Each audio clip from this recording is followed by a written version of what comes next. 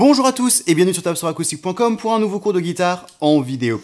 Aujourd'hui, nous allons parler de comment est-ce qu'on peut associer les hammer-on, qui est généralement une technique plutôt réservée aux solos et aux mélodies, aux accords ouverts afin de pimenter un peu vos accompagnements et vos enrichissements.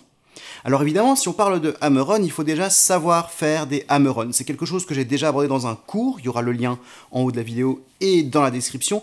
Et je vous recommande fortement d'abord d'aller travailler ça, parce que si vous n'êtes pas un minimum à l'aise avec les hammer-on, vous aurez beaucoup de mal à les appliquer à la technique que nous allons voir aujourd'hui. Du coup, en quoi consiste cette technique? Normalement, lorsqu'on fait des accompagnements, généralement, on fait un accord ouvert, on fait une rythmique. Des trucs comme ça, voilà. C'est sympa, mais il faut être honnête, au bout d'un moment, on tourne un peu vite en rond. Il n'y a pas 10 000 accords ouverts, il n'y a pas 10 000 rythmiques qu'on peut faire, c'est un peu toujours la même chose. Et ça manque un peu de relief. Alors nous, ce qu'on va faire, c'est qu'on va mettre des hammer-on là-dedans pour ajouter un petit peu de peps, un petit grain de folie. Et laissez-moi vous montrer comment. Prenons un la mineur, par exemple. Normalement, je fais mon la mineur, je fais une rythmique, voilà, on sait comment ça marche. Là, ce que je vais faire à la place, c'est que je vais en fait enlever un doigt du la mineur, par exemple le majeur. Je le retire complètement, et je me retrouve du coup avec une corde à vide à la place. Avec un accord un peu... c'est un la mineur amputé, si vous voulez. Et ce que je vais faire, c'est que je vais d'abord jouer cet accord en premier, et après je vais faire un hammer-on avec le majeur, avec le doigt manquant, pour compléter le la mineur, et je continue ma rythmique. Pour un véritable exemple, sans interruption et sans décomposer, ça donne ça. Je vais vous faire une rythmique sans le hammer-on, et je vais l'enchaîner une deuxième fois avec le hammer-on.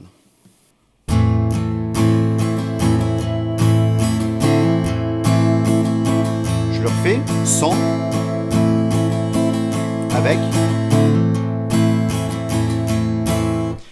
Vous voyez, ça change pas grand-chose. Ça reste un effet subtil, mais ça ajoute un tout petit peu de dynamisme à cette rythmique.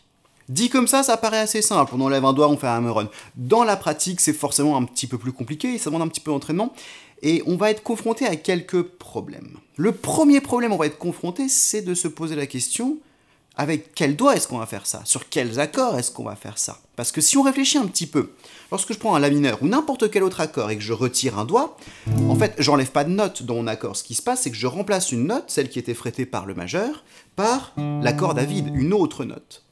Et cette note n'est peut-être pas une bonne note, c'est peut-être une fausse note, c'est peut-être une note qui n'a rien à faire là, on ne sait pas trop ce que c'est. Alors, est-ce qu'on a le droit de faire ça avec le majeur sur le la mineur? Est-ce que sur un do majeur, on aurait le droit de faire ça avec le majeur? Ou l'index peut-être? Comment est-ce qu'on peut faire pour savoir? Eh bien en fait, la réponse est simple, on s'en fout. Il faut essayer. Il y aura quelques cas où, oui, ça risque de sonner assez faux. Par exemple, moi je sais d'expérience que sur un mi majeur, si j'applique cette technique avec l'index,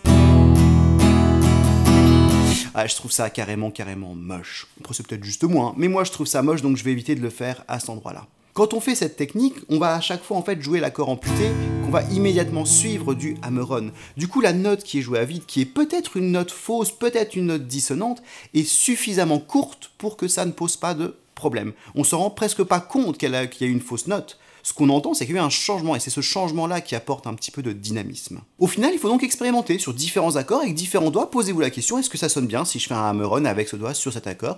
Puis essayez de mémoriser un petit peu ceux qui vous plaisent et d'éviter ceux qui ne vous plaisent pas. Mais si vous faites ça, vous allez être confronté au deuxième problème que l'on doit aborder. Certains hammer-on, certains doigts, dans certaines positions, sont très difficiles à faire. Notamment tous ceux qui vont être faits avec le petit doigt. Si vous voulez faire un sol majeur et faire un hammer-on avec le petit doigt, je vous le déconseille, vous allez avoir beaucoup de mal. Mais même sans parler du petit doigt, il y a d'autres difficultés techniques qui vont apparaître.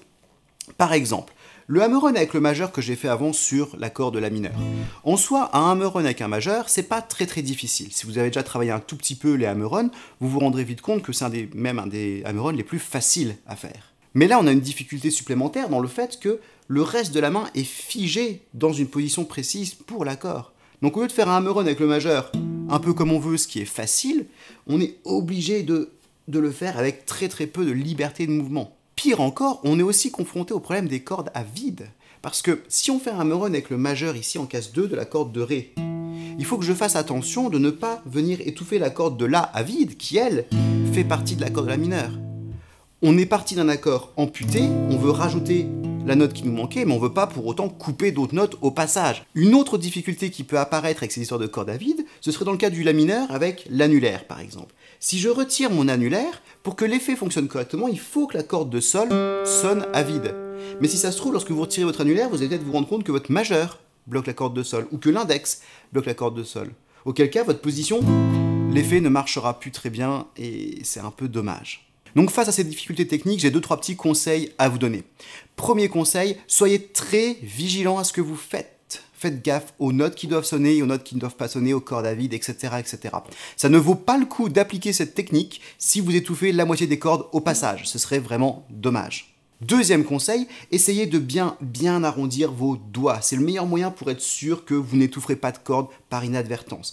Et je sais que des fois on a tendance à vouloir jouer les accords avec les doigts un petit peu penchés, le pouce au-dessus du manche, etc. Et ça marche très bien quand on fait juste des rythmiques de base. Mais pour appliquer cette technique de hammer-on, généralement on va vouloir avoir une position un peu plus précise au niveau de la main gauche, avec le poignet un peu plus cassé et les doigts bien arrondis. Troisième dernier conseil là-dessus, s'il y a des doigts qui sont trop difficiles à faire, s'il y a certains hammer-on vous posent vraiment trop de problèmes, ne les faites pas. Comme on l'a dit dans la première problématique qu'on a abordée, vous avez le droit de faire ça avec les doigts que vous voulez, peu importe. Donc s'il y en a qui sont trop durs, c'est pas grave. Focalisez-vous sur ceux que vous arrivez à faire. Ça sonnera beaucoup mieux si vous faites un hammer-on réussi que si vous essayez d'en faire un dur et que vous allez le rater. Troisième question à aborder. Quid du rythme? Parce que la note que l'on joue en hammer-on, c'est une note qu'on joue. Certes, c'est la main gauche et pas la main droite qui le joue, mais cette note, elle a une présence dans le rythme. Et c'est mieux si on peut l'intégrer dans le rythme de façon carrée, plutôt que de la foutre un petit peu au hasard.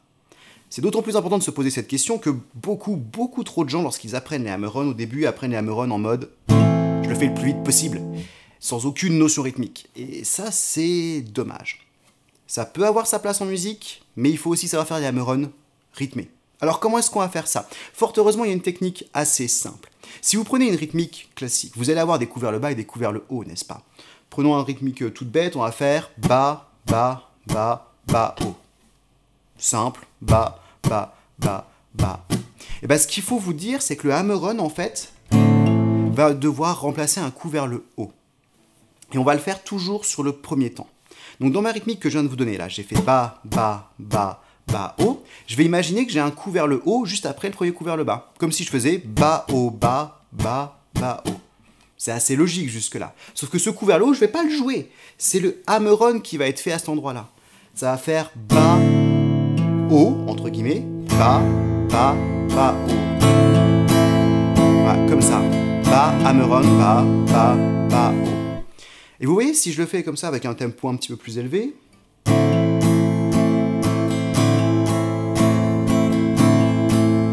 on a un vrai rythme, le hammer-on il est à sa place. C'est beaucoup mieux que si je faisais...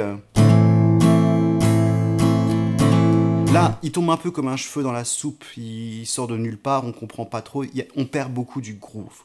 Donc lorsque vous faites cette technique, essayez toujours de l'appliquer avec un rythme. Imaginez que votre rythmique commence par bas-haut, après vous faites ce que vous voulez, et le coup vers le haut, vous le remplacez par le hammer-on. Quatrième et dernière problématique, et peut-être la plus importante, quand est-ce qu'on doit utiliser cette technique? Ou quand est-ce qu'on peut utiliser cette technique? La réponse est comme bien souvent, comme vous voulez, quand vous voulez. C'est une technique d'interprétation qui est là pour personnaliser un petit peu vos accompagnements et vos rythmiques lorsque vous faites des reprises ou des compositions ou autres. Libre à vous d'interpréter ces morceaux comme vous le souhaitez. Si dans un morceau, dans la version originale, il n'y a pas cette technique qui est utilisée, vous pouvez l'utiliser. Vous pouvez l'utiliser que sur le couplet, ou que sur le refrain, ou que sur la moitié des accords. Vous pouvez l'utiliser quand vous voulez, comme vous voulez. Si dans un morceau, il y a cette technique qui est utilisée à la base, vous avez le droit de ne pas l'utiliser aussi si vous voulez, ou d'utiliser différemment, plus, moins, comme vous voulez. Après, attention, c'est comme tout, hein. Il faut toujours éviter de s'en servir avec excès. Essayez de le faire avec goût et retenue. Pour ça, il ne faut pas juste bêtement en mettre sur tous les accords systématiquement à chaque fois que vous allez faire une rythmique. Ça va vite devenir super lourd. Ce qu'il faut faire, c'est expérimenter, essayer. Essayez d'en mettre un accord sur 4, un accord sur 2, plus, moins. Il faut varier les choses, il faut explorer ce genre de choses. C'est là où vous avez une énorme liberté pour vous faire plaisir et faire votre version à vous des morceaux que vous voulez jouer. C'est à peu près tout ce qu'il y a à dire sur cette technique de base. Vous pouvez le faire quand vous voulez, avec les doigts que vous voulez. Il faut juste bien faire gaffe à bien faire sonner les cordes à vide et les hammer-on et à faire ça en rythme. Vous noterez qu'on n'a pas du tout abordé de comment ça s'écrit sur une partition. Ça, c'est parce que dans l'immense majorité des cas, même si dans un morceau il y a cette technique qui est utilisée, dans une grille d'accords, ça ne sera pas précisé. Ça sera précisé dans une tablature, dans un songbook, et là, ça prendra la forme en fait de l'accord écrit vraiment avec toutes les notes sur toutes les cordes, avec une des cordes qui sera mise à vide, puis un hammer-on. Ça sera écrit comme un vrai hammer-on en fait. Vous avez un exemple là sous les yeux. Vous retrouverez ça un petit peu partout dans les songbooks. Mais dans les grilles d'accords et les tablatures de base, où il n'y a pas ce genre de détails, ça ne sera pas précisé. Ça sera à vous de vous démerder à savoir si on le fait ou si on ne le fait pas, ou à décider par vous-même. Ceci étant dit, tout ce que l'on vient de voir aujourd'hui, là, c'est la version de base de cette technique. Ça suffit dans 99% des cas, c'est déjà super bien, c'est super riche, on peut faire plein de choses avec, mais peut-être qu'on peut vouloir aller un peu plus loin. Alors je ne vais pas en parler en détail aujourd'hui, parce que ça va faire un petit peu trop long, mais je vais juste vous donner quelques petites questions à vous poser, quelques petites pistes d'exploration. Premièrement, depuis tout à l'heure, on parle de faire un hammer-on avec un doigt qu'on a enlevé de l'accord. Est-ce qu'on ne pourrait pas faire ça avec plusieurs doigts? La réponse est oui, oui on peut. Vous pouvez essayer de faire ça avec 2 doigts, voire 3 doigts en même temps, ça peut donner des résultats assez sympathiques. Expérimentez avec ça si vous en avez envie. Deuxième question qu'on peut se poser, c'est, on fait tout ça sur les accords ouverts, c'est bien beau, ok, mais est-ce qu'on ne pourrait pas appliquer la même technique sur des accords barrés? La réponse est, je viens de le faire, oui, on peut. C'est plus difficile parce qu'il y a la difficulté du barré en plus, mais si vous êtes vraiment à l'aise et que vous vous sentez bien sur les accords ouverts, n'hésitez pas à essayer sur les accords barrés ou sur tout autre type d'accord. Troisième et dernière piste à explorer, est-ce qu'on ne pourrait pas faire des pull-offs dans l'histoire? Alors là, la réponse est oui, mais il y a un gros mais. C'est beaucoup plus délicat d'exploiter les pull-offs dans ce genre de rythmique. Déjà, techniquement, c'est pas facile à faire, mais en plus de ça, il y a le problème des notes que l'on va jouer. Lorsqu'on fait un hammer-on, on part d'un accord amputé qu'on complète immédiatement. Donc on part d'une version qui est un peu bizarre, qui peut être fausse et dissonante, et on vient tout de suite sur la bonne version, donc c'est cool. Si on fait un pull-off, on fait le processus à l'envers. On part du bon accord et on arrive sur l'accord amputé. Ça risque de sonner assez mal. On peut essayer de faire des trucs du genre pull-off, puis hammer-on, mais là vous voyez, on rentre dans des choses qui sont de plus en plus complexes, on tombe de plus en plus dans des mélodies qui sont intégrées aux accords, et plus bêtement comme des rythmiques. C'est une possibilité, mais ça demande beaucoup plus de travail pour le faire correctement.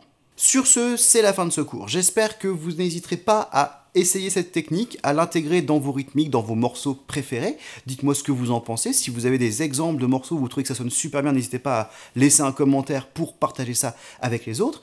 Comme d'habitude, je vous rappelle que vous pouvez liker la vidéo, vous pouvez vous abonner en cliquant sur le bouton abonner et sur la petite cloche à côté pour recevoir des notifications quand il y aura de nouvelles vidéos. Vous pouvez aussi nous rejoindre sur facebook.com/t4aguitar et twitter.com/tapsuracoustique pour avoir d'autres notifications quand on poste des nouvelles vidéos. Et puis moi, je vous dis à la prochaine fois sur tapsuracoustique.com pour d'autres cours de guitare en vidéo.